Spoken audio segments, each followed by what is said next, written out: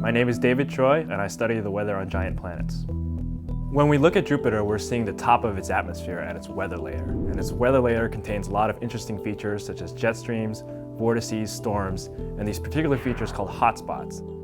So hotspots are like holes in the clouds because they appear very dark when observed in visible light, but in near-infrared light they appear very bright.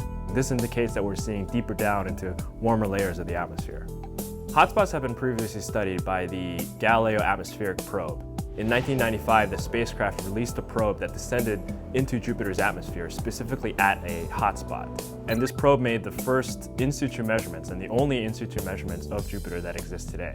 So it's very important to understand how hotspot meteorology works in order to place these in situ measurements from the Galileo probe in its proper context. In 2000, the Cassini spacecraft flew past Jupiter and created a series of still images that we compiled into time-lapse movies of Jupiter's atmosphere. Using these movies, we observed Rossby waves that caused north-south meanders in a jet stream south of the equator. With new movies, we instead focused on hotspots. Hotspots are unique because we believe that there is a Rossby wave similar to what we previously detected, but instead of this Rossby wave moving north-south, it primarily moves up and down in the atmosphere.